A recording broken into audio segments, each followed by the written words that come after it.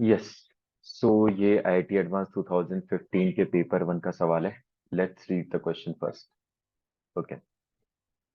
सो सवाल में बोला गया है कि f x is equals to pi by six sine pi by two sine x for all x belongs to R g x is equals to pi by two sine x, है ना। तो ये जी एक्स दिया हुआ है और F x दिया हुआ है, दो functions given for all x belongs to R. fog x denote as f of gx, gof x is denoted as g of fx, then which of the following statements are true? अच्छा, तो सबसे पहले तो range of f निकालना है, फिर range of fog निकालना है। ठीक है। हम्म, तो रेंज ऑफ f निकाल लेते हैं। अगर x बिलोंग्स टू r है ना, स्टार्ट करते हैं सोल्यूशन ए ऑप्शन के लिए, है ना। तो साइन x की वैल्यू जो है x बिलोंग्स टू r है, तो -1 से 1 के बीच में हो जाएगी। तो pi by two sine x जो होगा वो -π/2 से +π/2 के बीच में होगा। तो साइन ऑफ π/2 साइन एक्स जो होगा वो अगेन, अगर साइन एक्स का ग्राफ सबको पता ही होगा, ऐसा ग्राफ होगा -π/2 से π/2 में, ये 1, ये -1, है ना, ये π/2, ये -π/2। साइन एक्स के ग्राफ को देखें तो यहां से अपन बोल सकते हैं कि इसकी वैल्यू -1 से 1 के बीच में होगी। फिर π/6 times of sine of π/2 sine x, इसकी वैल्यू जो होगी वो -π/6 से लेकर के +π/6 के बीच में होगी। अब यहां से इसका भी साइन लेना है, तो इसका साइन ले लेंगे। तो sine of π/6 sine of π/2 sine x, इसकी वैल्यू जो होगी वो बिल्कुल सही बात है, -½ से लेकर के +½ के बीच में हो जाएगी। राइट। तो यहां से अपन बोल सकते हैं कि रेंज ऑफ एफ इज -½ से +½ that means this option is correct option. फिर निकालना है रेंज ऑफ फॉग। तो रेंज ऑफ फॉग निकालने के लिए क्या किया, बॉक्स बना लिया। यहां पर जी एक्स लिख लिया, यहां पर मैंने लिख लिया एफ एक्स। फॉग लेना है तो ठीक है। एक्स बिलोंग्स टू आर इसकी डोमेन है, और इसकी जो रेंज है वो है साइन एक्स जो है वो -1 से 1, तो π/2 साइन एक्स जो होगा वो -π/2 से +π/2 के बीच में हो जाएगा। फिर यहाँ पर एफ एक्स की डोमेन जो है वो एक्स बिलोंग्स टू आर, तो सबसे पहले इन दोनों का इंटरसेक्शन लिया। तो इंटरसेक्शन लेने पर जो सेट है वो यही आ जाएगा, -π/2 से +π/2।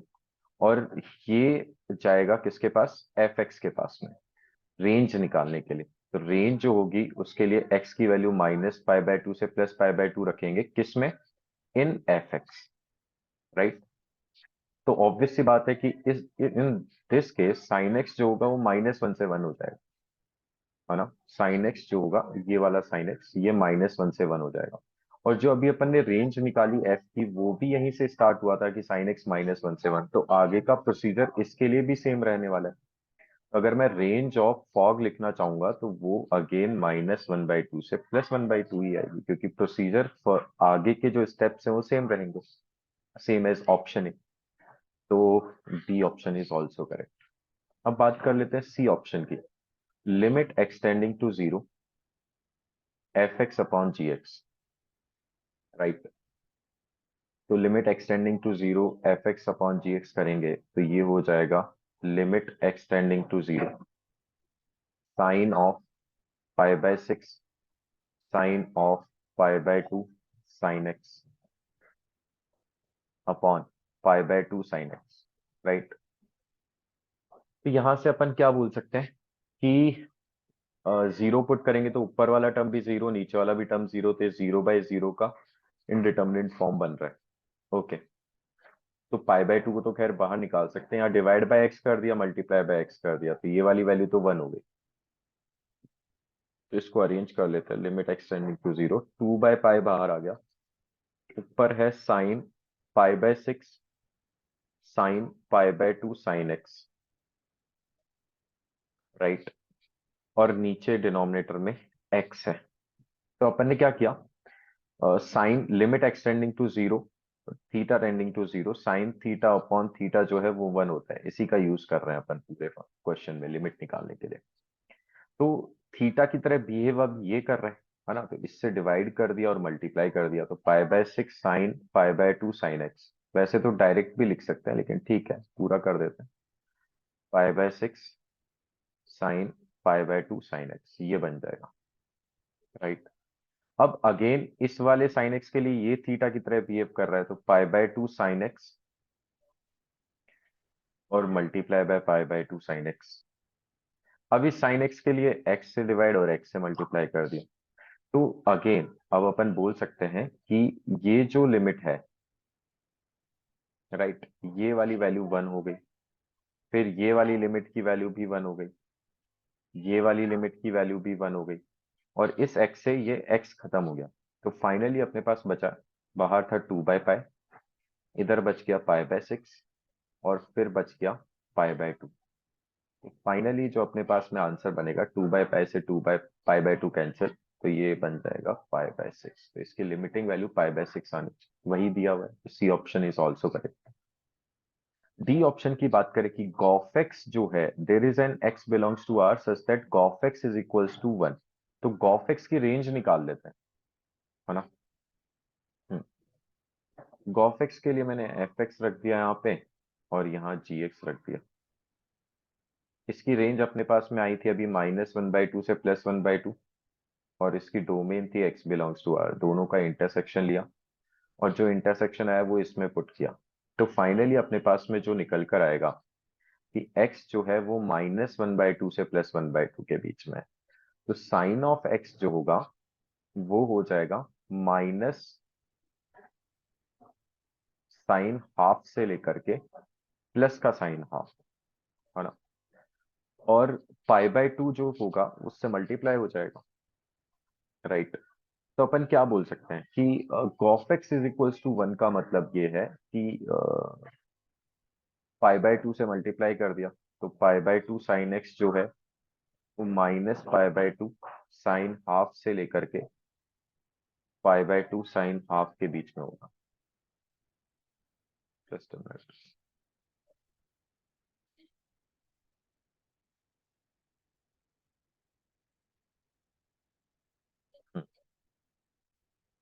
पाई बाय 2 साइन हाफ के बीच में होगा। अब इसको थोड़ा सा एनालाइज करते हैं,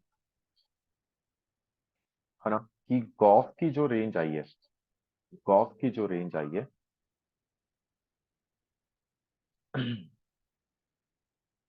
एक मिनट।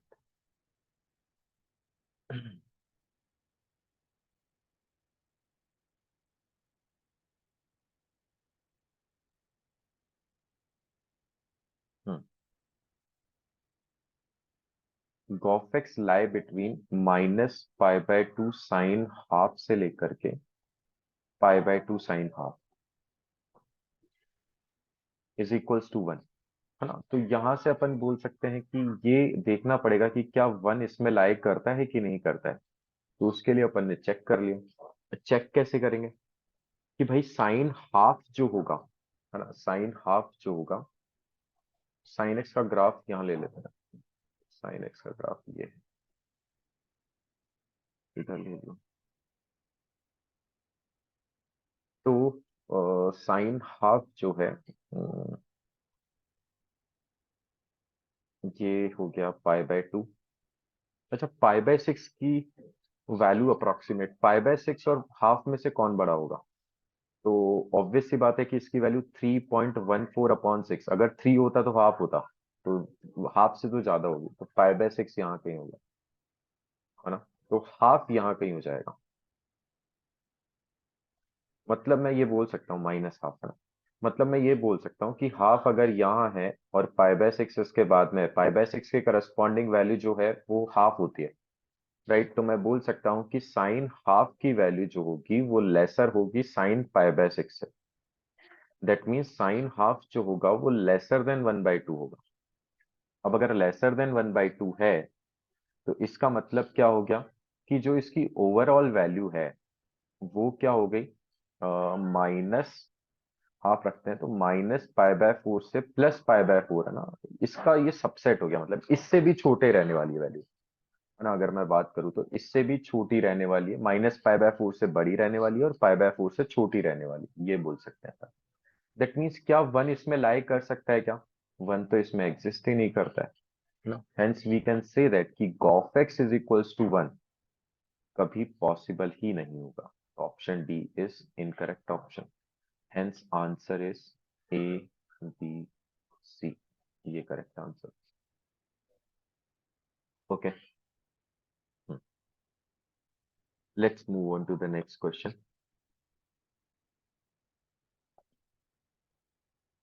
सो ये सवाल आईआईटी एडवांस 2014 का सवाल है।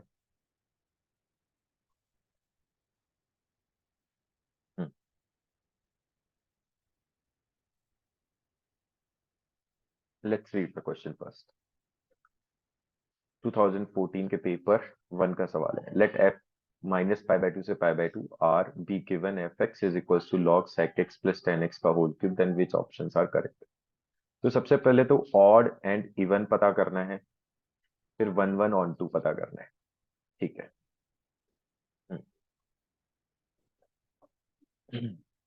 करते हैं सॉल्व।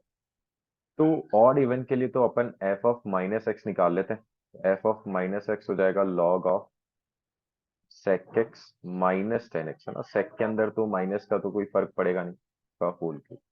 अच्छा, इस sec x माइनस 10x को अपन ऐसा लिख सकते हैं 1/sec x प्लस 10x, ये दोनों एक दूसरे के रेसिप्रोकल्स होते हैं। तो log के अंदर अगर ये 1 अपॉन है तो ये नेगेटिव साइन से बाहर आएगा, that means minus times of log of sec x plus 10x का होल क्यूब। तो this is nothing but minus of F X. Hence we can say that कि एक ऑड फंक्शन है, इवन तो नहीं होगा, इवन फंक्शन तो नहीं होगा। Hence option D is incorrect option. अब 1 1 ऑन 2 के बारे में बात करते हैं, है ना। तो 1 1 ऑन 2 के लिए अपन क्या बोल सकते हैं, हम्म, कि डिफरेंशिएट कर लेते हैं 1 1 के लिए, तो एफ डैश ऑफ एक्स हो जाएगा, है ना।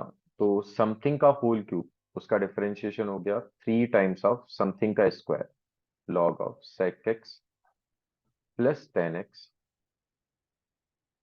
का होल स्क्वायर, ये हो जाएगा multiply by log of something का differentiation 1 upon something sec x plus 10x multiply by something का डिफरेंशिएशन अगेन, तो sec x का हो गया sec x 10x और यहां से हो गया sec स्क्वायर x 10x का, है ना। तो यहां से sec x को कॉमन निकाल सकते हैं। sec x को कॉमन निकालेंगे तो बचेगा sec x प्लस 10x। तो sec x प्लस 10x तो कैंसिल हो गया, है ना। तो ये फाइनली बन जाएगा 3 times of log of sec x plus 10x का whole square multiply by sec x। Okay, अब ये वाली क्वांटिटी तो हमेशा ही पॉजिटिव है ना। ये वाली क्वांटिटी तो हमेशा ही पॉजिटिव है। Now it's totally depends on sec x। तो अगर मैं sec x की बात करूं तो -π/2 से π/2 दिया हुआ इंटरवल, है ना। तो एक तो फर्स्ट क्वाड्रेंट हो गया और एक फोर्थ क्वाड्रेंट हो गया -π/2 से +π/2 में, और फर्स्ट और फोर्थ दोनों ही क्वाड्रेंट में कॉस पॉजिटिव होता है, that means sec x positive होता है।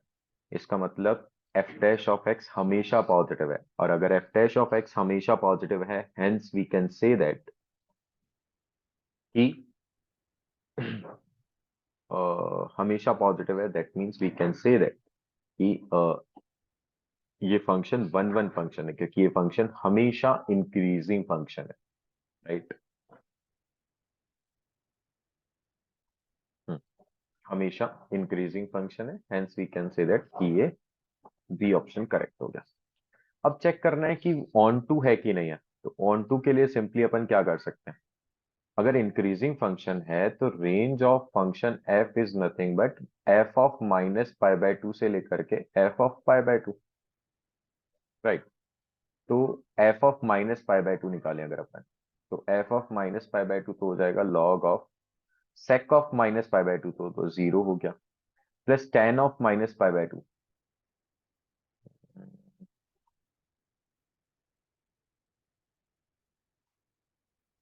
sec x plus tan x है ना cos। अच्छा अच्छा अच्छा अच्छा। हम्म। sec of minus pi by two zero थोड़ी होगा। नहीं नहीं, माइनस इन्फिनिटी होगा ना, माइनस इन्फिनिटी होगा। हम्म, देख लेगा ना। cos का ग्राफ हो गया ऐसा, तो माइनस पाई बाय टू यहाँ कहीं हो गया, है ना।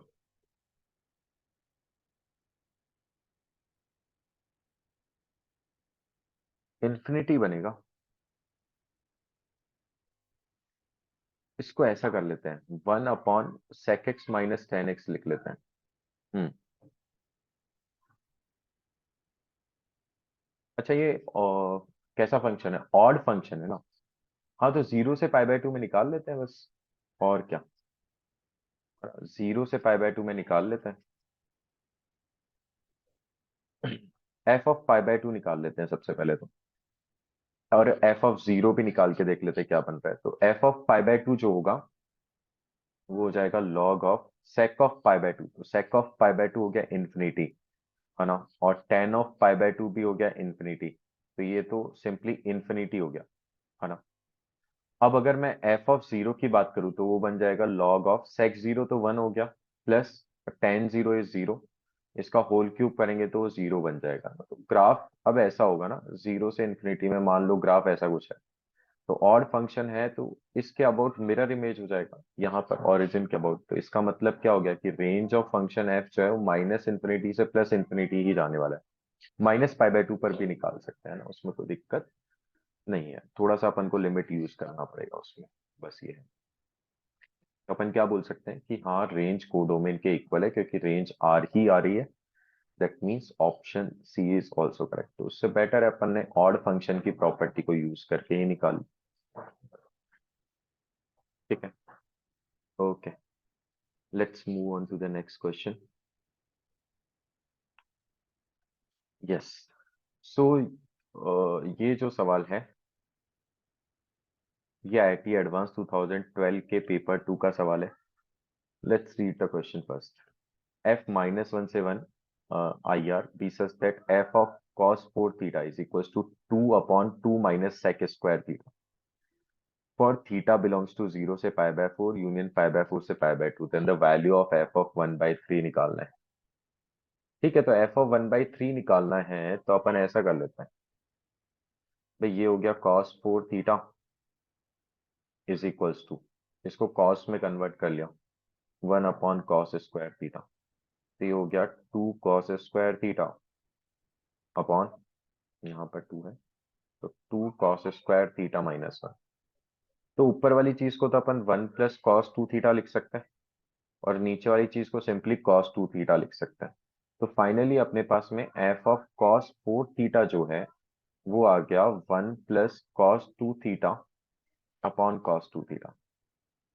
अच्छा मैं इसको ऐसा भी लिख सकता हूँ, 2 cos square theta 2 theta minus 1 है ना, cos 4 थीटा को। तो बेसिकली मुझे क्या चाहिए, cos 2 थीटा चाहिए, तो वैल्यू निकल जाएगी। अब अपन को निकालनी है वैल्यू f ऑफ 1 बाई 3 की, तो वो कब हो सकता है, जब अपन इस वाली वैल्यू को किसके इक्वल कर दें, 2 cos स्क्वायर 2 थीटा माइनस 1 को अपन पुट कर दें 1 बाय 3। तो 2 cos स्क्वायर 2 थीटा जो है वो आ जाएगा 2 बाई 3, सॉरी 4 बाई 3। तो cos स्क्वायर 2 थीटा जो है वो आ जाएगा 2 बाई 3। ठीक है, तो यहां से अपन बोल सकते हैं कि f of 1 by 3 is nothing but, इसको अपन स्प्लिट कर दें तो 1 अपॉन cos 2 थीटा प्लस 1, है ना। तो 1 प्लस cos 2 थीटा आ गया, यहाँ से प्लस माइनस अंडर रूट और 2 बाई 3, है ना, cos 2 थीटा जो है plus minus under root 2 by 3। तो ये हो जाएगा प्लस माइनस 3/2, रेसिप्रोकल होगी, ये f ऑफ 1/3 आ जाएगा। अच्छा एक बार चेक कर लेते हैं कि प्लस होगा कि माइनस होगा, तो उसके लिए इंटरवल दिया हुआ है ना। थीटा 0 से पाई बाय फोर से पाई बाय टू है, तो 2 थीटा जो है वो हो जाएगा 0 से पाई बाय 2 यूनियन पाई से लेकर के, सॉरी π/4 से π/2, π/2 से पाई हो जाएगा। ASTC से अगर देखें तो इसमें फर्स्ट क्वाड्रेंट आ रहा है और सेकंड आ रहा है, तो मतलब दोनों जगह अगर देखें तो कॉस तो नेगेटिव भी हो सकता है और पॉजिटिव भी हो सकता है। तो इसका मतलब ऑप्शन ए भी करेक्ट है और ऑप्शन बी भी करेक्ट है। ओके।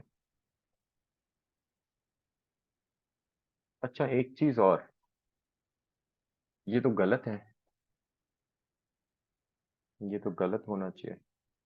एक्चुअली सवाल ही गलत है। सवाल क्यों गलत है? क्योंकि फंक्शन f(1/3) है ना, इसके करस्पॉन्डिंग अपन को दो आउटपुट मिल गए, जबकि फंक्शन की डेफिनेशन ही ये बोलती है कि एक इनपुट के करस्पॉन्डिंग अपन को सिर्फ एक आउटपुट मिलना चाहिए। एक प्री इमेज के एक एलिमेंट ऑफ इनपुट के सिर्फ एक ही इमेज होनी चाहिए, लेकिन यहाँ तो 1/3 की दो दो इमेज आ रही है, ए एंड बी, है ना। तो वैसे तो ये जो सवाल है वैसे गलत है, लेकिन ठीक है, आंसर टिक करना है तो ये और की बोल देंगे। ओके।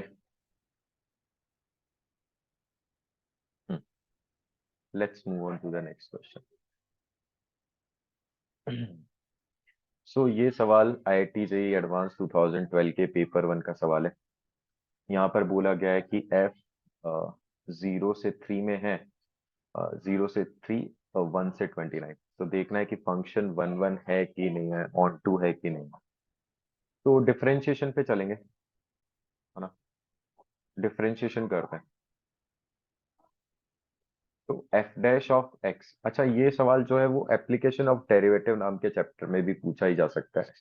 अ, उसका यूज तो आएगा ही रेंज निकालने में, लेकिन ठीक है, वो रेंज निकालना अपन पहले भी सीख चुके होते हैं डिफरेंशिएशन की हेल्प से, है ना। तो इसलिए किया जा सकता है फंक्शन में भी इस सवाल को। तो f'(x) हो गया 6x² माइनस 30x+36। 6 कॉमन ले लिया तो x² माइनस 5x+6, तो ये हो गया x-3 x-2। ओके। अब अगर मैं 0 से 3 की बात करूं तो इसकी साइन स्कीम बना लेते हैं। इक्वल्स टू 0 पुट किया अपन ने, तो दो पॉइंट आ गए, एक तो 2 और एक 3, इधर पॉजिटिव इधर नेगेटिव इधर पॉजिटिव। तो 0 से 3 की बात करें तो 0 से 2 में पॉजिटिव है, फिर 2 से 3 में नेगेटिव है।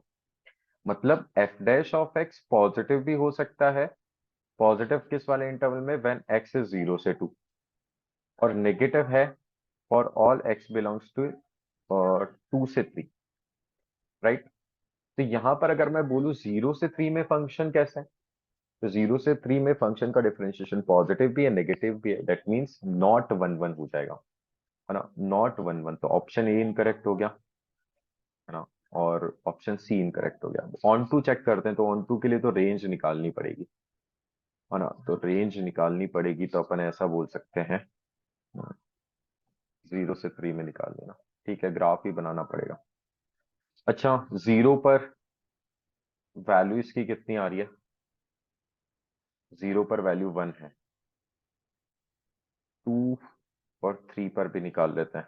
तो f(2) निकाला अगर अपन ने, तो 2 × 2 क्यूब माइनस 15 × 2 स्क्वायर, फिर 36 × 2, फिर +1, है ना। ये हो गया, तो ये हो गया 16 माइनस 60 प्लस 72 +1, तो प्लस का 12 हो गया। 12 और 17, ये तो 29 आ गया ना f(2) को। f(3) भी निकाल लेते हैं। तो f(3) जो होगा वो हो जाएगा 2 × 3 क्यूब माइनस 15 × 3 स्क्वायर प्लस 36 × 3 +1, तो ये हो गया 27 × 2 54, 15 × 9 तो 135 हो गया। 36 × 3 108 हो गया, +1, तो यहाँ से आ गया 27 माइनस का, यहाँ से प्लस का 27 और प्लस का 1 किया तो 28, तो इसकी वैल्यू 28 आ जाएगी। तो f(2) पर वैल्यू है 29 और f(3) पर वैल्यू है 28। माइनस इन्फिनिटी पर इवन ऑड पावर फंक्शन है तो माइनस इन्फिनिटी होगी, तो ग्राफ कुछ ऐसा होगा। यहाँ तक इंक्रीज किया, 1 से पास कर रहा है, फिर डिक्रीज किया, रफ स्केच बना रहा है, फिर इंक्रीज किया। तो 0 से 3 में अगर अपन बात करें तो 0 से 3 में तो सिर्फ मेरे को ये वाला रीजन देखने की जरूरत है इन दोनों के बीच में। तो इन दोनों के बीच में y की जो मिनिमम वैल्यू आएगी रेंज ऑफ फंक्शन, तो वो बोल देंगे अपन 1 हो जाएगी। और मैक्सिमम वैल्यू यहाँ मिल रही है 29 पर, तो रेंज जो है वो कोडोमेन के इक्वल आ गई है।